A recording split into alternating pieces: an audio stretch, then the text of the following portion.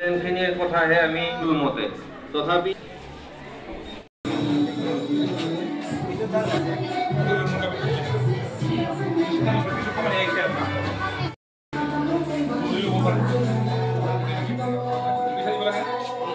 তিনি December international day of person with disabilities সমগ্ৰ বিশ্বতে দিব্যাংগ দিৱস হিচাপে পালন কৰা হয় আৰু আমি সমগ্ৰ শিক্ষা জালাহৰ পৰা এই হিমগিৰি বড়ো মিডিয়াম হাইস্কুলত এইবাৰ আমি অনুষ্ঠিত কৰিছোঁ আৰু এই অনুষ্ঠানটি আমি এই অঞ্চললৈকে এইকাৰণে আনিছোঁ যে এই অঞ্চলৰ যিসকল দিব্যাংগ শিশু বা যিসকল ব্যক্তি আছে সমাজত আজি এটা ইয়াৰ জৰিয়তে এৱাৰনেছ সৃষ্টি হৈছে।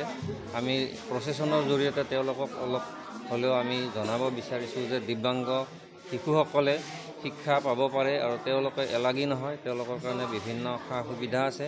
আমি আজি তেওঁলোকৰ মাজত দিনজোৰা কাৰ্যসূচীত বিভিন্ন প্ৰতিযোগিতা অনুষ্ঠিত কৰিছোঁ আৰু আমাৰ জালা খণ্ডৰ অধীনত 5 গৰাকী ছাত্ৰ ছাত্ৰীয়ে HSLC ভালকৈ পাছ কৰিছিল। তেওঁলোকক আমি আজি সম্বৰ্ধনা জনোৱাৰ এটা ব্যৱস্থা কৰিছোঁ।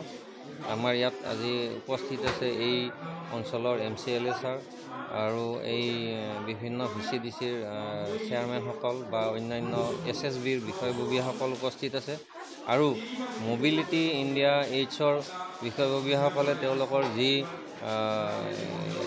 এটা মানে তেওঁলোকৰ হেৰিবিলাক আছে সঁজুলিবিলাক আছে ইয়াত নিদৰ্শন দেখুৱাই গৈছে।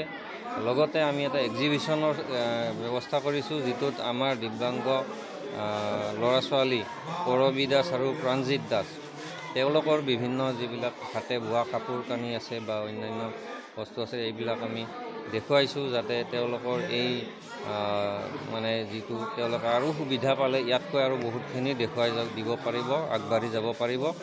তো এনেকুৱা ধৰণৰ আমি এই আজি দিনজোৰা কাৰ্যসূচীত সকলোৰে সহযোগত আমি সুকলমে পালন কৰি আছোঁ আৰু কিছু মুহূৰ্ত বাকী আছে আজিৰ দিনটোৰ ভিতৰত।